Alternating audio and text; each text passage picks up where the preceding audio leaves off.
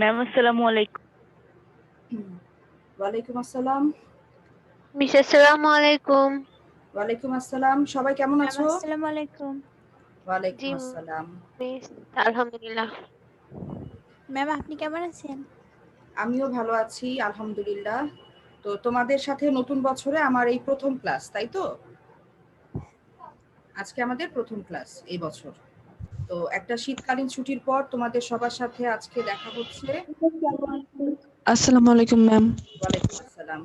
তো নিশ্চয়ই সবাই ভালো আছো? আমরা একটু 2-1 মিনিট অপেক্ষা করব, সবসময় যেরকম করি। ম্যাম আসসালামু আলাইকুম। ওয়ালাইকুম আসসালাম।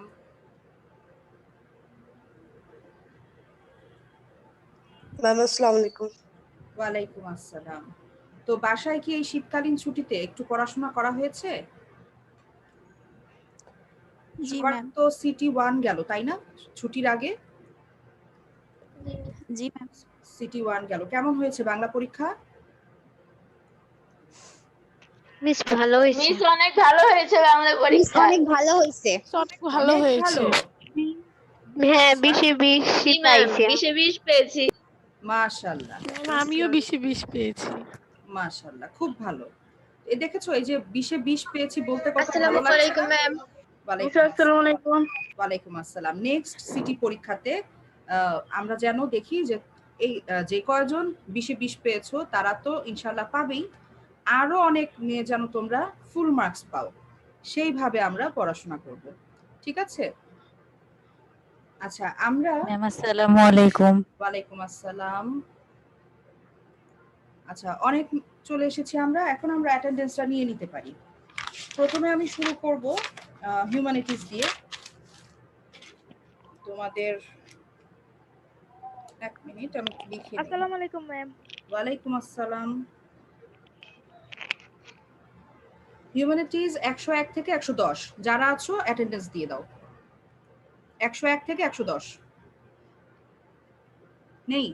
111 থেকে 120, মিস 107, মিস 119, 107, 119, ম্যাম 110, 110। আচ্ছা, ম্যাম 110, দিয়েছি 10।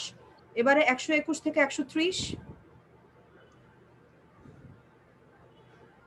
121 থেকে 130, 131 থেকে 140, 123 123। ওয়ালাইকুম ওয়ালাইকুম ম্যাম আসসালাম। 135, 135। 123 হ্যাঁ, 123 দিয়েছি। 141 থেকে 50, মিস 142। 142। ম্যাম 134। 134। আর কেউ? যাও যাও 47। ম্যাম 47? 100। আসসালামু আলাইকুম। হ্যাঁ, বলো বলো।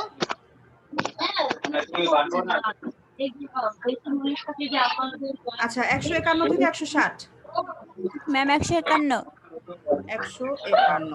তোমাদের লাস্ট রুল কত হিউম্যানিটিজ?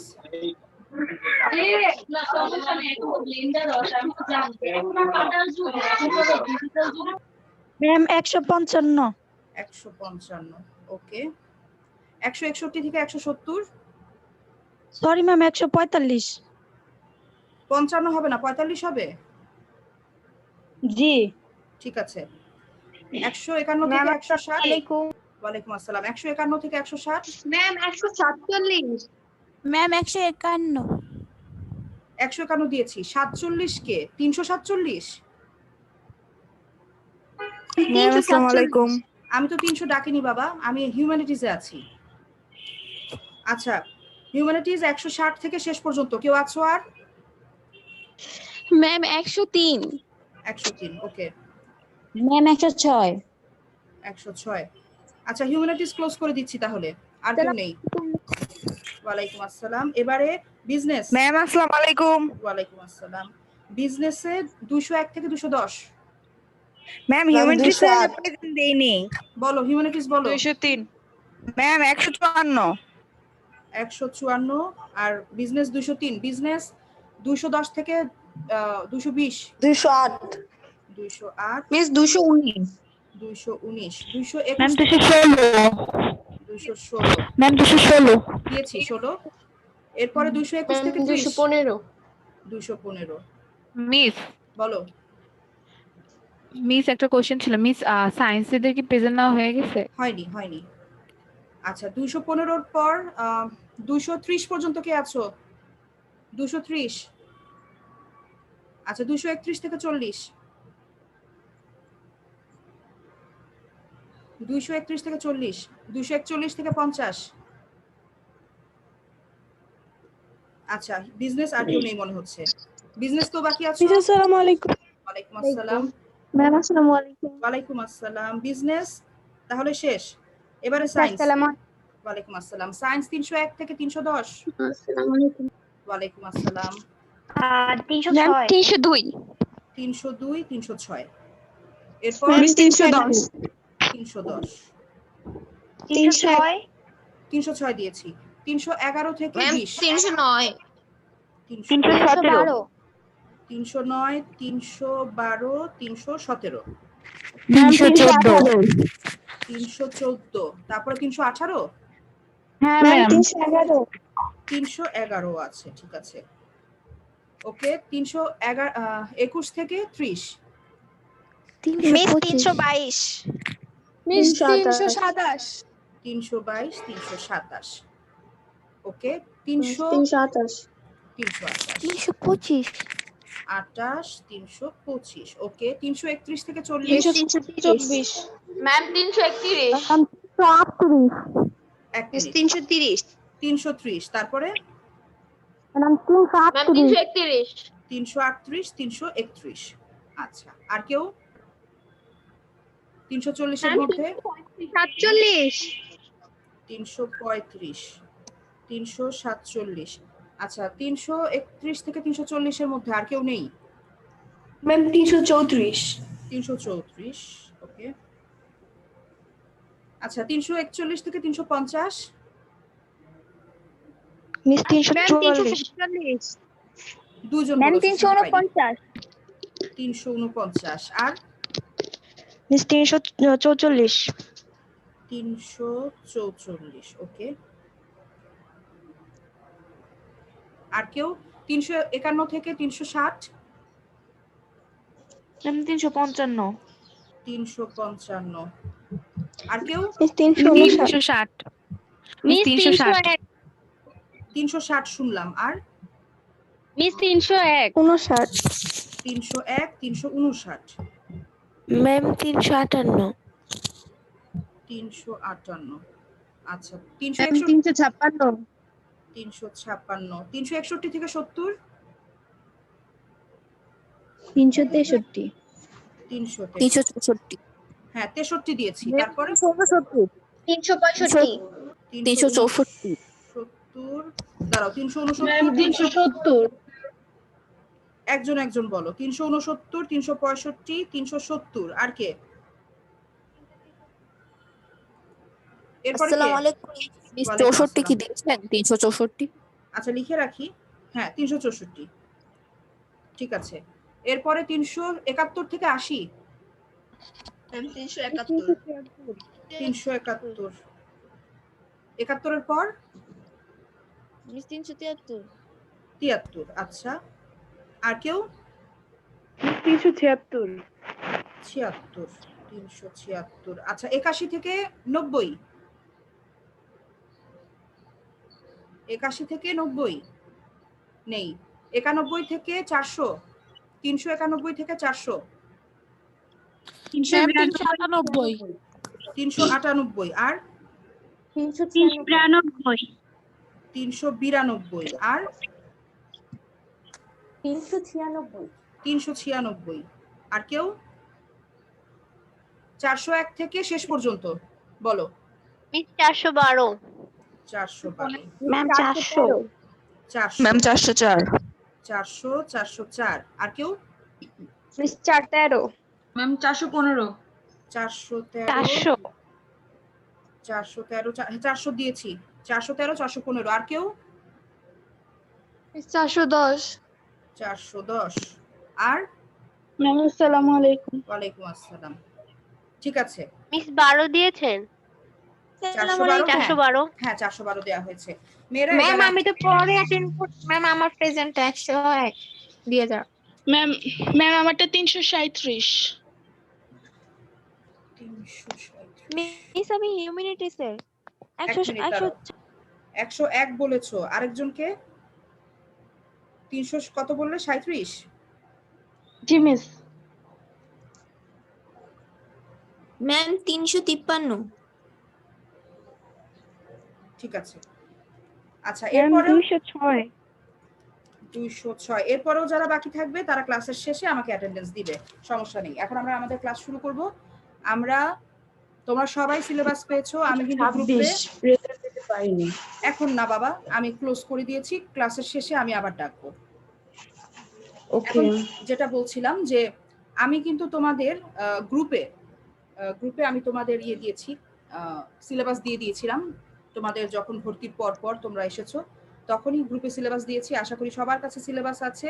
সিলেবাস অনুসারে আমরা আমাদের ক্লাস শুরু করতে যাচ্ছি। আমাদের সিলেবাসে তোমরা লক্ষ্য করবে সিটি 2 এই সিলেবাসে আমাদের আছে সহপাঠে উপন্যাস আছে 1 থেকে 25 পৃষ্ঠা পর্যন্ত, আবার নাটকও আছে।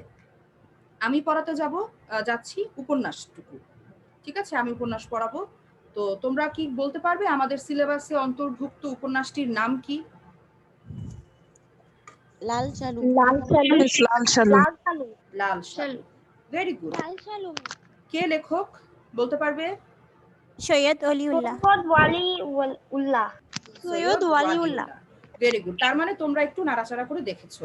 উপন্যাসটা কিন্তু খুবই চমৎকার। তো আমরা আজকে যখন জি, শুরু ম্যাম। করব তখন দেখবে, আমরা যখন আলোচনাও করব তখন দেখবে যে উপন্যাসটি খুবই চমৎকার একটি উপন্যাস। তো আমাকে একটু বলো তোমরা যে তোমরা স্ক্রিনে কিছু দেখতে পাচ্ছ কিনা? জি ম্যাম। জি ম্যাম। এটা হচ্ছে তোমাদের সহপাঠ বই। সেই বইতে আছে উপন্যাস, একটি উপন্যাস, একটি নাটক। তো আমরা পড়বো আজকে উপন্যাস।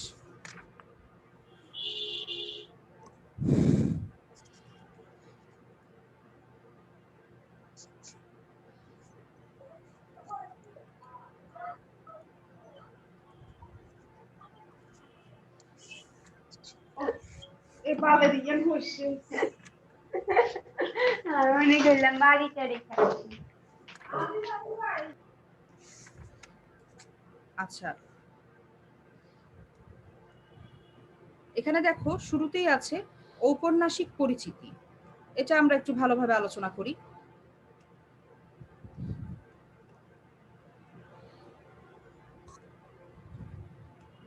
এখানে গুরুত্বপূর্ণ কিছু তথ্য আছে ঔপন্যাসিক সম্পর্কে। সেই তথ্যগুলো আমাদের বহু নির্বাচনী প্রশ্নতে প্রায় দেখা যায় এসেছে।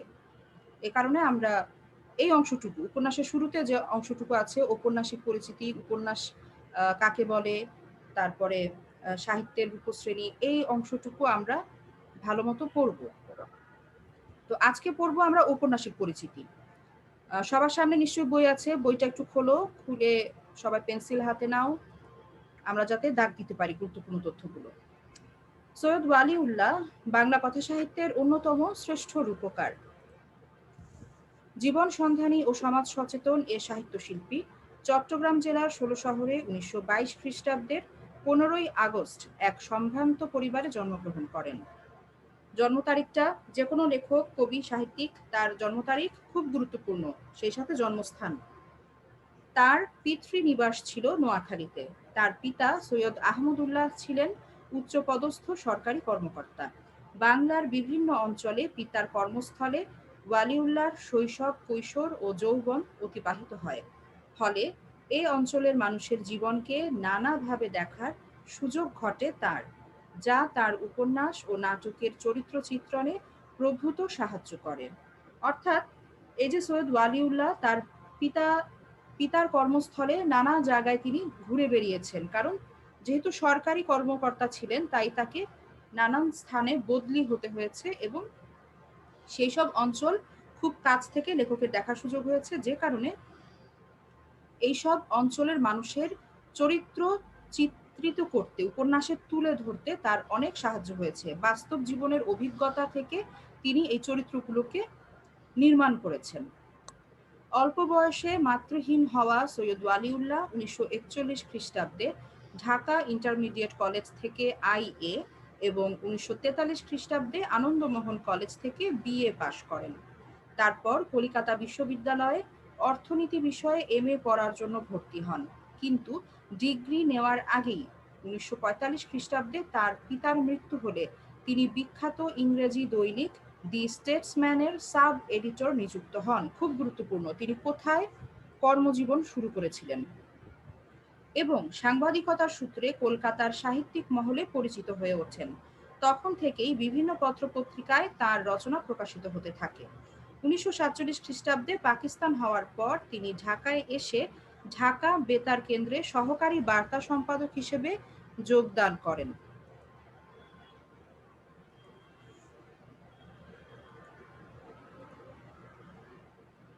একটু অ্যাডমিট করে নেই, একটু ওয়েট করো বাবারা।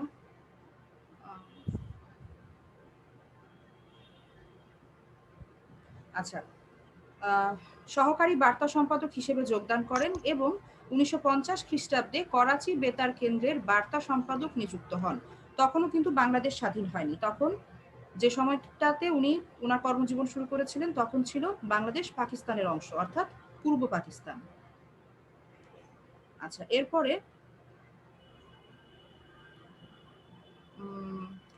তিনি কূটনৈতিক দায়িত্বে নয়াদিল্লি, ঢাকা, সিডনি, করাচি, জাকার্তা, বন, লন্ডন এবং প্যারিসে নানা পদে নিয়োজিত ছিলেন। তার সর্বশেষ কর্মস্থল ছিল প্যারিস। বাংলাদেশের মুক্তিযুদ্ধের পক্ষে কাজ করার জন্য তিনি পাকিস্তান সরকারের চাকরি থেকে অব্যাহতি নেন এবং মুক্তিযুদ্ধের পক্ষে ব্যাপকভাবে সক্রিয় হন। এখানে আমরা সৈয়দ ওয়ালিউল্লাহর দেশপ্রেমের একটা পরিচয় পাই যে তিনি বাংলাদেশের মুক্তিযুদ্ধের পক্ষে কাজ করবেন বলে পাকিস্তানের সরকারি চাকরি থেকে অব্যাহতি নেন, অর্থাৎ তিনি অবসর গ্রহণ করেন, চাকরিটি ছেড়ে দেন এবং তিনি মুক্তিযুদ্ধের পক্ষে ব্যাপকভাবে সক্রিয় হন। দেশকে স্বাধীনতা অর্জনের জন্য তার পক্ষে যা সম্ভব ছিল তিনি সেই কাজটুকু করেন এবং এই কাজ করার জন্য তিনি পাকিস্তান সরকারের চাকরি ছেড়ে দেন।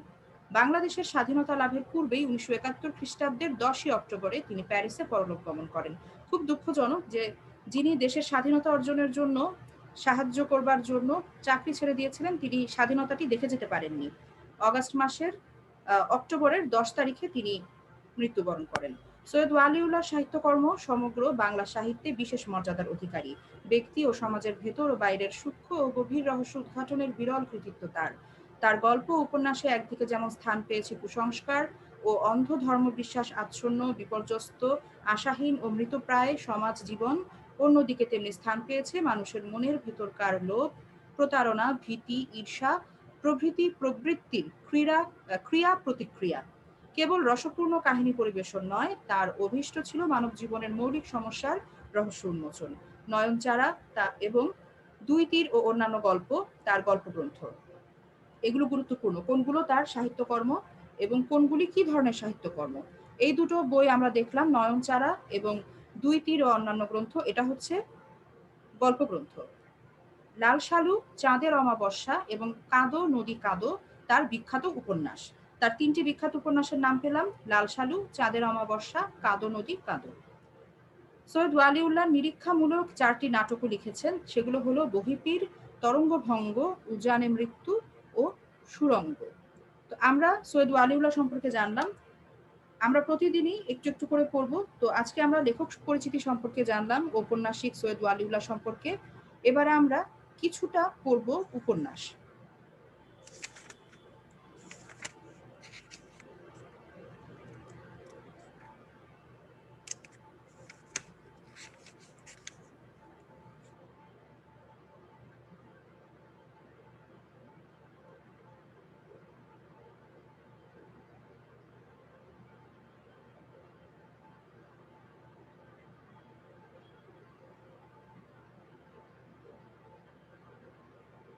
আচ্ছা, এখান থেকে আমাদের উপন্যাস শুরু হচ্ছে, আমরা একটু পাঠ করি।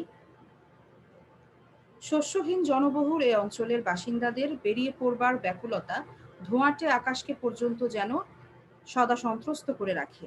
ঘরে কিছু নেই, ভাগাভাগি, লুটালুটি আর স্থান বিশেষে খুনাখুনি করে সর্বপ্রচেষ্টার শেষ। দৃষ্টি বাইরের পানে, মস্ত নদীটির ওপারে, জেলার বাইরে, প্রদেশেরও, হয়তোবা আরো দূরে। যারা নলি বানিয়ে ভেসে পড়ে তাদের দৃষ্টি দিগন্তে আটকায় না। জ্বালাময়ী আশা, ঘরে হাঁ শূন্য মুখ থোবড়ানো নিরাশা বলে তাতে মাত্রাতিরিক্ত প্রখরতা। দূরে তাকিয়ে যাদের চোখে আশা জ্বলে তাদের আর তর্স হয় না। দিন মান ক্ষণের সবুর ফাঁসির সামিল, তাই তারা ছোটে ছোটে। অন্য অঞ্চল থেকে গভীর রাতে যখন ঝিম ধরা রেলগাড়ি সর্পিল গতিতে এসে পৌঁছয় এদেশে, তখন হঠাৎ আগাগোড়া তার দীর্ঘ দেহে ঝাঁকুনি লাগে, ঝনঝন করে ওঠে লোহালক্কর।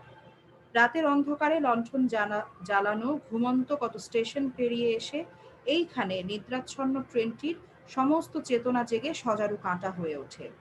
তাছাড়া এদের বহির্মুখ উন্মত্ততা আগুনের হলকার মতো পুড়িয়ে দেয় দেহ।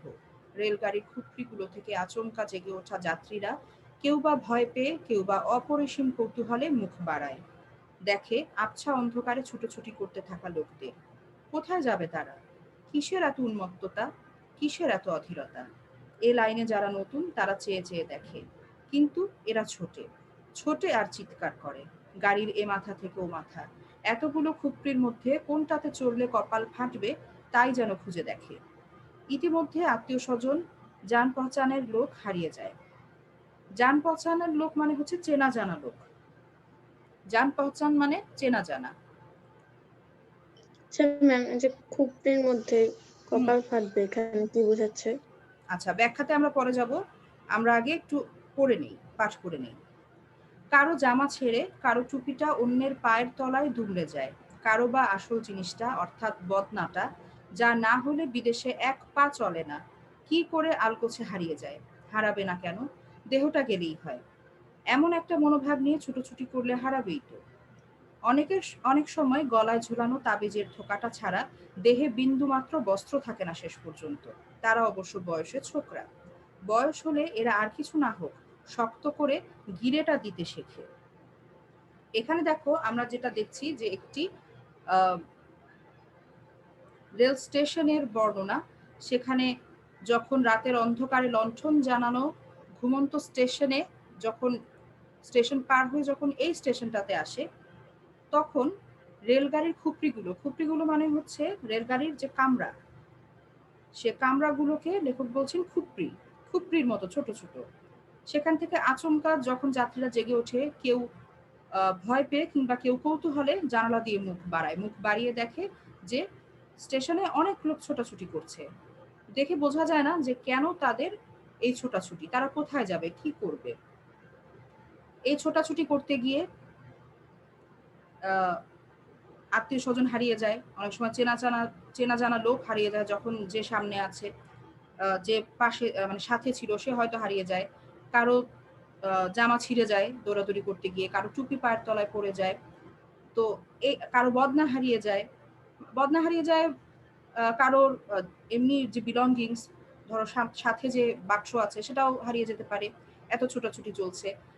কারোর দেহে হয়তো এক বিন্দু বস্ত্রও থাকে না, এবং তারা বয়সে ছোট বলেই তারা আর কিছু মানে মানে তারা ওটা করতে পারে না। যে ছোট ছেলেরা যে যখন লুঙ্গি পরা শিখে তখন তারা ঠিকমতো গিরে মানে হচ্ছে গিট্টু, আঞ্চলিক ভাষায় গিট্টুও বলে অনেকে। তো এই যে গিরে মানে হচ্ছে গিট দেওয়া, এই লুঙ্গিটাকে গিট দিয়ে পড়তে হয়। যারা ছোট তারা ওটা সামলাতে পারে না, তাদের অনেক সময় ওটা গিরে দিতে না পারার কারণে ওটা থাকে না শরীরে। তো এই ধরনের মানে বর্ণনা দিয়ে লেখক বোঝাতে চাচ্ছেন যে এই স্টেশনটার একটা পরিচিতি, যে এখানে কি পরিমাণ লোকজন উদ্ভ্রান্তের মতো ছোটাছুটি করে। তারপরে আমরা দেখছি অজগরের মতো দীর্ঘ রেলগাড়ির কিন্তু ধৈর্যের সীমা নেই। তার দেহ ঝনঝন করে লোহালক্করের ঝংকারে, উত্তাপ লাগা দেহ কেঁপে কেঁপে ওঠে, কিন্তু হঠাৎ উঠে ছুটে পালায় না। দেহচ্যুত হয়ে অদূরে অস্পষ্ট আলোয় ইঞ্জিনটা পানি খায়। দেহচ্যুত হয়ে কেন? কারণ ইঞ্জিনকে যখন পানি দেওয়া হয়, রেলের ইঞ্জিনকে, তখন ওটাকে বগি থেকে আলাদা করে, বগিগুলো এরকম আংটার মতো লাগানো থাকে। তোমরা নিশ্চয়ই ট্রেন জার্নি করেছো? যদি আচ্ছা, যদি ট্রেন জার্নি করে থাকো, লক্ষ্য করতে পারো বা নাও করে থাকতে পারো, বগিগুলো এরকম একটা, এখানে আরেকটা, এখানে একটা, একটার পেছনে একটা সারিবদ্ধভাবে থাকে এবং আংটা দিয়ে লাগানো থাকে। তো যখন ইঞ্জিনকে পানি খাওয়ানো হয় তখন ইঞ্জিনটাকে ওই আংটা থেকে খুলিয়ে একটু দূরে নিয়ে গিয়ে পানি দেওয়া হয়, আবার সেটাকে নিয়ে এসে অন্যান্য বাকি অংশের সাথে জুড়ে দেওয়া হয়, কানেক্ট করে দেওয়া হয়। আচ্ছা, সেটাই বলছে যে দেহচ্যুত হয়ে অদূরে অস্পষ্ট আলোয় ইঞ্জিনটা পানি খায় ঠিক মানুষের মতোই, আর অপেক্ষা করে। ধৈর্যের কাঁটা নড়ে না। কেনই বা নড়বে? নিশুতি রাতে যে দেশে এসে পৌঁছেছে সে দেশ এখন অন্ধকারে ঢাকা থাকলেও সে জানে না যে তাতে শস্য নেই। ট্রেনটার কথা বলা হচ্ছে যে ট্রেনটা যে দেশে এসে এখন পৌঁছেছে সেখানে কোনো শস্য নেই। বিরান মাঠ, স্বর ভাঙা পাড় আর বন্যা ভাসানো ক্ষেত, নদী গহ্বরেও জমি কম নেই। যে মাঠ আছে তাতে শস্য নেই, আর নদী ভাসানো কি বলছে এখানে, বন্যা ভাসানো ক্ষেত, মানে ক্ষেত যা ছিল বন্যায় ভাসিয়ে নিয়ে গেছে, আর নদী গহ্বরেও জমি কম নেই। অর্থাৎ নদী যখন পার ভাঙে তখন অনেক জমি কিন্তু নদীর পেটে বিলীন হয়ে যায়, হারিয়ে যায়। সেজন্য লেখক বলছেন নদী গহ্বরেও জমি কম নেই, মানে অনেক জমি নদীর কারণে, নদী ভাঙার কারণে নদীর ভিতর চলে গেছে। সত্যি শস্য নেই, যা আছে তা যৎসামান্য। শস্যের চেয়ে টুপি বেশি, ধর্মের আগাছা বেশি। ভোরবেলায় এত মক্তবে আর্তনাদ ওঠে যে মনে হয় এটা খোদা তাআলার বিশেষ দেশ। ন্যাংটা ছেলেও আমসিপাড়া পরে, গলা ফাটিয়ে মৌলবীর বয়স্ক গলাকে ডুবিয়ে সমস্বরে চেঁচিয়ে পড়ে। গোপ উঠতে না উঠতেই কোরআন হেফজ করা সারা, সঙ্গে সঙ্গে মুখেও কেমন একটা ভাব জাগে। হাফেজ তার, বেহেশতে তাদের স্থান নির্দিষ্ট। এখানে এই অঞ্চলটির একটু বর্ণনা। প্রথমে তো প্রাকৃতিক বর্ণনা যে শস্য নেই, এখন মানুষের বর্ণনা যে মানুষ হচ্ছে শস্য যা আছে তার চেয়ে মানুষের সংখ্যা বেশি। আবার ঔপন্যাসিক বলছেন ধর্মের আগাছা বেশি। ধর্মের আগাছা বলতে লেখক বোঝাচ্ছেন যে এখানে ধর্মের যে নিয়ম কানুন তার চেয়ে বেশি আছে ধর্মকে আশ্রয় করে গড়ে ওঠা অন্ধবিশ্বাস, কুসংস্কার। সেটাকে ঔপন্যাসিক বলেছেন আগাছা, ধর্মের আগাছা। এই অঞ্চলটায় মানুষ ধর্মভীরু, ধর্ম অনুসরণ করে চলে এরকম। এ কারণে ভোরবেলায় মক্তবে যখন ছেলে মেয়েরা পড়তে শুরু করে তখন মনে হয়, মানে এত আওয়াজ হয়, এত বাচ্চারা ওখানে পড়ে, তখন মনে হয় যে এটা খোদা তাআলার বিশেষ দেশ। অর্থাৎ এখানে যেন বিশেষভাবেই খোদা তাআলার ইবাদত করা হয়, এত মানুষ এখানে মক্তবে পড়তে বসে। ন্যাংটা ছেলেও আমসিপাড়া পড়ে, অর্থাৎ যে বাচ্চাটা খুবই ছোট সেও আমসিপাড়া পড়ে, গলা ফাটিয়ে সমস্বরে চেঁচিয়ে পড়ে। তারপর গোপ উঠতে না উঠতেই কোরআন হেফজ করা সারা, অর্থাৎ প্রাপ্তবয়স্ক হওয়ার আগেই ছেলেরা কোরআনে হাফেজ হয়ে যায়, অর্থাৎ পুরো 30 পারা কোরআন তার মুখস্থ, সঙ্গে মুখেও একটা ভাব জাগে, হাফেজ সে, বেহেশতে তার স্থান নির্দিষ্ট। অর্থাৎ হাফেজদের যে আমাদের সমাজে যে মর্যাদা, যে সম্মান, সেটাই লেখক বুঝিয়েছেন যে বেহেশতে তাদের স্থান নির্দিষ্ট, আল্লাহর কাছেও তারা প্রিয় পাত্র, তাদের জন্য রয়েছে অনেক অনেক পুরস্কার, সেই পুরস্কার বেহেশতেই থাকে। তো বেহেশতে তাদের স্থান নির্দিষ্ট বলতে লেখক বুঝাচ্ছেন যে যেহেতু তারা হাফেজ, তাই তাদের বেহেশতে, মৃত্যুর পরে যে তাদের বেহেশত লাভ হবে সেই নিশ্চয়তাটা লেখক এখানে বোঝাচ্ছেন। কিন্তু এখন ঔপন্যাসিক বলছেন, কিন্তু দেশটা কেমন মরার দেশ, শস্য শূন্য। শস্য যা বা হয় তা জনবহুলতার তুলনায় যৎসামান্য। আচ্ছা মেয়েরা, তোমরা কি আমার কথা ঠিকমতো শুনতে পাচ্ছ? আমার এখানে সিগন্যাল লো, মানে জি ম্যাম, শোনা যাচ্ছে। আচ্ছা একটু কেটে কেটে আসা, আবার ঠিক হয়। আচ্ছা আচ্ছা, এই ইন্টারনেটের তো এটাই সমস্যা। ঠিক আছে, যদি একেবারে শুনতে না পাও আমাকে একটু তোমরা জানাবে যে মিস শুনতে পাচ্ছি না। ওকে? জি মিস। আচ্ছা, শস্য যা বা হয় তা জনবহুলতার তুলনায় যৎসামান্য, সেই হচ্ছে মুশকিল। এবং তাই খোদার পথে ঘনিষ্ঠ হয়ে আসার চেতনায় যেমন একটা বিশিষ্ট ভাব ফুটে ওঠে, তেমনি না খেতে পেয়ে চোখে আবার কেমন একটা ভাব জাগে, শীর্ণ দেহ নরম হয়ে যায়, আর স্বাভাবিক সরু গলা কেরাতের সময় মধু ছড়ালেও এদিকে দীনতায় আর অসহায়তার ক্ষীণতর হয়ে ওঠে। তাতে দিনকে দিন ব্যথা বেদনা আঁকিবুকি কাটে। শীর্ণ চিবুকের আশেপাশে যে কটা ফিকে দাড়ি অসংযত দৌর্বল্যে ঝুলে থাকে তাতে মাহাত্ম্য ফোটাতে চায়, কিন্তু ক্ষুধার্ত চোখের তলে চামড়াটে চোয়ালের দীনতা ঘোচে না। কেউ কেউ আরো আশা নিয়ে আলিয়া মাদ্রাসায় পড়ে, বিদেশে গিয়ে খাওয়া মস্ত মস্ত কেতাব খতম করে, কিন্তু কেতাবে যে বিদ্যে লেখা তা কোনো এক বিগত যুগে চড়ায় পড়ে আটকে গেছে। চড়া কেটে সে বিদ্যেকে এত যুগ অতিক্রম করে বর্তমান স্রোতের সঙ্গে মিশিয়ে দেবে এমন লোক আবার নেই। অতএব কেতাবগুলোর বিচিত্র অক্ষরগুলো দূরস্থ কোনো এক অতীতকালের অরণ্যে আর্তনাদ করে। এখানে বলা হচ্ছে যে এখানে যতটুকু শস্য আছে তা মানুষের তুলনায় খুবই কম, যৎ সামান্য।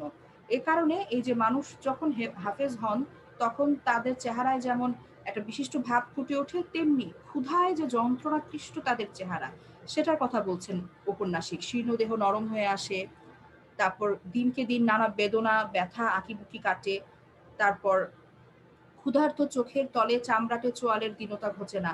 অর্থাৎ না খেতে পেয়ে যতই তারা হাফিজ হন তাদের তো খেতে হবে, না খেতে পেয়ে তাদের ক্ষুধায় যন্ত্রণাক্লিষ্ট যে চেহারা, সেই চেহারাও লেখক এখানে উপস্থাপন করছেন। কেউ কেউ এই গ্রাম থেকে দূরে গিয়ে, এখানে ঔপন্যাসিক বলছেন বিদেশে গিয়ে পোকায় খাওয়া মস্ত মস্ত কেতাব খতম করে, অর্থাৎ আরো উঁচু ক্লাসে পড়ে। ওখানে যেখানে যায় পোকায় খাওয়া বলতে লেখক বুঝিয়েছেন যে অনেক পুরাতন বই হয়তো পোকা কেটে গিয়েছে, বছরের পর বছর বই ব্যবহৃত হচ্ছে, এগুলো বোঝাতে গিয়ে পুরো উপন্যাস জুড়েই তোমরা দেখবে যখন আমরা পড়বো লেখক অসম্ভব সুন্দর অনেক উপমা ব্যবহার করেছেন, যেটা আমাদের সাধারণত মনে আসে না, কিন্তু দেখবে যখন ঔপন্যাসিক সেই উপমাটা ব্যবহার করেছেন তখন খুব চমৎকার লাগে পড়তে। তো এখানেও দেখো অনেক পুরাতন বই বোঝাতে গিয়ে ঔপন্যাসিক বলতে পারতেন যে অনেক পুরাতন বই মস্ত বই তারা খতম করে, পড়ে শেষ করে, সেটা না বলে তিনি বললেন পোকায় খাওয়া। পোকায় খাওয়া বলতে আমরা বুঝে যাচ্ছি যে পুরাতন বই একটু অযত্নে ছিল, হয়তো পোকায় কেটে ফেলতে পেরেছে, এরকম। তো এই যে এই বিদ্যা যখন তারা অর্জন করে, এই বিদ্যা কিন্তু বর্তমান স্রোতের সঙ্গে তাল মেলাতে সাহায্য করে না। ওই যারা মাদ্রাসায় পড়ছে তারা, এই লেখক বলছেন বর্তমান স্রোতের সঙ্গে, অর্থাৎ অন্য যে মিডিয়াম আছে, বাংলা মিডিয়াম, বাংলা মাধ্যম, সেখানে পড়াশোনার সাথে এক স্রোতে মিশিয়ে দেবে যারা মাদ্রাসা থেকে পড়ে এসেছে এবং যারা বাংলা স্কুল কলেজ থেকে পড়ে এসেছে বাংলা মাধ্যমে, তাদেরকে যে এক স্রোতে মিশিয়ে দিবে, একসাথে তারা কাজ করবে, রোজগার করবে, খেতে পড়তে পারবে, বাঁচতে পারবে, সেরকম ব্যবস্থা নেই। এই কারণে এই কেতাবগুলোর যে বিচিত্র অক্ষর, অর্থাৎ আরবিতে লেখা, এই বিচিত্র অক্ষরগুলো কোনো এক অতীতকালের অরণ্যে আর্তনাদ করে। অর্থাৎ এই পড়াশোনাটা অতীতকালে সাহায্য করত, কিন্তু বর্তমানের যে পড়াশোনার স্রোত, সেই বর্তমান স্রোতের সাথে তারা তাল মেলাতে পারছে না, যুগের সাথে তাল মেলাতে পারছে না। তবু আশা কত আশা, খোদা তালার ওপর প্রগাঢ় ভরসা, দিন যায় অন্য এক রঙিন কল্পনায়, কিন্তু ক্ষুধার্ত চোখ বড়ি ভাবাপন্ন ব্যক্তি সুখ উদাসীন দুনিয়ার পানে চেয়ে চেয়ে আরো হয়ে আসে। খোদার এলেমে বুক ভরে না, তলায় পেট শূন্য বলে মসজিদের বাঁধানো পুকুর পাড়ে চৌকোনো পাথরের খণ্ডটার উপর বসে শীতল পানিতে অজু বানায়, টুপিটা খুলে তার গহ্বরে ফু দিয়ে ঠান্ডা করে আবার পরে, কিন্তু শান্তি পায় না। মন থেকে থেকে খাবি খায়, দিগন্তে ঝলসানো রোদের পানে চেয়ে চোখ পুড়ে যায়। এই যে স্রোতের সাথে তাল মিলাতে পারে না, তারপরও মানুষের মনে অনেক আশা, খোদার উপর প্রচন্ড ভরসা, তারা কল্পনা করে দিন কাটায়, কিন্তু তাদের খোদার যে জ্ঞান তারা অর্জন করছে তাতে তাদের বুক ভরে না, কারণ তাদের পেট শূন্য। ক্ষুধার যন্ত্রণাটা তাদের এত প্রবল, তারা অজু করে, টুপি পরে, কিন্তু শান্তি পায় না, মন থেকে তাদের অস্থিরতা দূর হয় না। এরা তাই দেশ ত্যাগ করে, ত্যাগ করে সদল বলে বেরিয়ে ছড়িয়ে পড়ে, নলি বানিয়ে জাহাজের খালাসি হয়ে ভেসে যায়, কারখানার শ্রমিক হয়, বাসাবাড়ির চাকর, দফতরের এটকিনি, ছাপাখানার মেশিনম্যান, ট্রেনারিতে চামড়ার লোক, কেউ মসজিদে ইমাম হয়, কেউ মুয়াজ্জিন। দেশময় কত সহস্র মসজিদ, কিন্তু শহরের মসজিদ। দফতরের এটকিনি মানে? আমি শুনতে পাচ্ছি না। দফতরের এটকিনি মানে? আচ্ছা, আচ্ছা, দফতরের এটকিনি। আচ্ছা, আমি প্যারাটা শেষ করেই বলছি। কিন্তু শহরের মসজিদ, শহরতলির মসজিদ, এমনকি গ্রামে গ্রামে মসজিদগুলো পর্যন্ত আগে থেকে দখল হয়ে আছে। শেষে কেউ কেউ দূর দূরান্তে চলে যায়, হয়তো বাহে মুলুকে, নয়তো মনিদের দেশে। দূর দূর গ্রামে, যে গ্রামে পৌঁছতে হলে কত চড়া পড়া শুষ্ক নদী পেরোতে হয়, মোষের গাড়িতে খড়ের গাদায় ঘুমোতে হয় কত রাত। গারো পাহাড়ে দুর্গম অঞ্চলে কে কবে বাঁশের মসজিদ করেছিল সেখানেও। এখানে ঔপন্যাসিক বর্ণনা দিচ্ছেন এই যে ক্ষুধার তাড়নায় তারা এই স্থান ত্যাগ করে, অর্থাৎ এই দেশ ত্যাগ করে তারা ছড়িয়ে পড়ে, তারা কেউ জাহাজের খালাসি হয়, কেউ কারখানার শ্রমিক হয়, কেউ বাসা বাড়িতে চাকরির কাজ নেয়, কেউ দফতরির এটকিনি হয়। দফতরি হচ্ছে অফিসের একটা পদ, তাকে দফতরি বলে।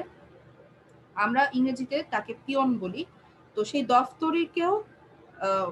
দফতরির কাজেও হাত লাগানোর জন্য আরো একটা মানে পদ থাকে, ওটাকে ঠিক পদ বলে কিনা আমি জানি না, সেটা হচ্ছে এটকিনি। ছাপাখানার মেশিনম্যান, তারপরে ট্যানারিতে চামড়ার লোক, কেউ মসজিদের ইমাম, কেউ মুয়াজ্জিন। এবং কে কবে কোথায় দুর্গম অঞ্চলে একটা বাঁশের মসজিদ করেছিল সেখানেও তারা পৌঁছে যায় তাদের জীবিকার সন্ধানে। এক সরকারি কর্মচারী সেখানে হয়তো একদিন পায়ে বুট এঁটে শিকারে যান, বাইরে বিদেশি পোশাক, মুখমণ্ডল মসৃণ, কিন্তু আসলে ভেতরে মুসলমান, কেবল নতুন খোলস পরা নব্য শিক্ষিত মুসলমান। সে এই দুর্গম অঞ্চলে মিহি কণ্ঠের আজান শুনে চমকে ওঠে, সঙ্গে সঙ্গে তার শিকারের আশাও কিছু দমে যায়। পরে মৌলবীর সঙ্গে সাক্ষাৎ হয়। আত্মীয় স্বজন ছেড়ে বনবাসে দিন কাটানোর ফলে লোকটার চোখে মুখে নিঃসঙ্গতার বন্য শূন্যতা। এখানে আমরা এখন একটা চরিত্র দেখতে পাচ্ছি যে এক সরকারি কর্মচারী সেখানে এরকম এক দুর্গম অঞ্চলে শিকারে যায়, শিকারে তার শরীরে বিদেশি পোশাক, কিন্তু ভেতরে সে মুসলমান। তখন ওই দুর্গম অঞ্চলে এক মিহি কণ্ঠের আজান শুনে সেই শিকারী চমকে ওঠার পর মৌলবীর সঙ্গে তার সাক্ষাৎ হয়। আত্মীয় স্বজন ছেড়ে সেই মৌলবী ওই বনবাসে থাকার কারণে, মানে দুর্গম অঞ্চল, কেউ নেই, এজন্য বনবাসে দিন কাটানোর ফলে লোকটার চোখে মুখে নিঃসঙ্গতা, এক ধরনের শূন্যতা, একাকী থাকার একটা শূন্যতা তার চোখে মুখে ফুটে উঠেছে। আপনার দৌলতখানা? শিকারী বলে, মানে শিকারী জিজ্ঞেস করে আপনার নাম শুনে মৌলবীর চোখ উজ্জ্বল হয়ে ওঠে। তাছাড়া মুহূর্তে খোদার দুনিয়া চোখের সামনে আলোকিত হয়ে ওঠে। শিকারীও পাল্টা প্রশ্ন করে। বাড়ির কথা বলতে গিয়ে হঠাৎ মৌলবীর মনে স্মৃতি জাগে, কিন্তু সংযত হয়ে বলে এধারের লোকদের মধ্যে খোদা তাআলার আলোর অভাব, লোকগুলো অশিক্ষিত কাফের, তাই এদের মধ্যে আলো ছড়াতে এসেছে। বলে না যে দেশে শস্য নেই, দেশে নিরন্তর টানাটানি, মরার খারাপ। এই যে শিকারী যখন তাকে জিজ্ঞেস করছে যে আপনার নাম কি বা পরিচয় জানতে চাচ্ছে, তখন ওই মৌলবীর মনে স্মৃতি জেগে ওঠে। তার যে শস্যহীন নিজের অঞ্চলটা, যেটা ছেড়ে সে খাদ্যের সন্ধানে, জীবিকার সন্ধানে এই অঞ্চলে এসেছে, এই দুর্গম অঞ্চলে এসেছে, সে কথা সে স্বীকার করে না। সে বলে যে এই অঞ্চলের লোকগুলো, এদের মধ্যে খোদা তাআলার জ্ঞান নেই, খোদার আলোর অভাব, লোকগুলো অশিক্ষিত, এরা কাফের, তাই এদের মধ্যে ধর্মের আলো ছড়াতে, ধর্মের বাণী শোনাতে সে এদেশে এসেছে, এই দূর দেশে এসেছে। এটা স্বীকার করে না যে তার দেশে শস্য নেই বলে খাদ্যের অভাবে বাধ্য হয়ে সে এই এত দূরে এসেছে। দূর জঙ্গলে বাঘ ডাকে, কচিত কখনো হাতি দাবড়ে কুদে নেমে আসে, কিন্তু দিনে 5-7 বার দীর্ঘ শাল গাছ ছাড়িয়ে একটা ক্ষীণ গলা জাগে মৌলবীর গলা। বুনো ভারী হাওয়ায় তার হালকা কগাছি দাড়ি ওড়ে, এবং গভীর রাতে হয়তো চোখের কোণটা চকচক করে ওঠে বাড়ির ভিটেটার জন্য। এই অঞ্চলে এই মৌলবী তার কাজ করে যায়, দিনে 5 বার আজান দিচ্ছে, মৌলবীর যা কাজ সেগুলো পালন করছে, কিন্তু গভীর রাতে তার হয়তো নিজের বাড়ির জন্য মনটা কেঁদে ওঠে। এইটুকু আমরা পড়লাম পৃষ্ঠা নম্বর 14 পর্যন্ত। তোমাদের পড়া থাকবে 15, 16, 17, এই 3টা পৃষ্ঠা তোমরা পড়ে রাখবে, ঠিক আছে? এবং এই পড়ার উপর ভিত্তি করে নেক্সট ক্লাসে আমরা আলোচনা করব। এখন তোমরা যারা অ্যাটেন্ডেন্স দিতে পারোনি, অ্যাটেন্ডেন্সটা তাড়াতাড়ি দিয়ে ফেলো, আমাদের কিন্তু সময় নেই। ম্যাম 315 আর 108, তারপরে ম্যাম 113 113, তারপরে 326 মিস 346। আচ্ছা মেয়েরা, আমাকে 1 মিনিটেরও কম সময় দেখাচ্ছে, তো তোমরা গ্রুপে এসে আমাকে একটু অ্যাটেন্ডেন্স দিয়ে দাও, আমি ক্লাসটা এখানে শেষ করছি, ঠিক আছে? মিস আসসালামু আলাইকুম। ওয়ালাইকুম আসসালাম।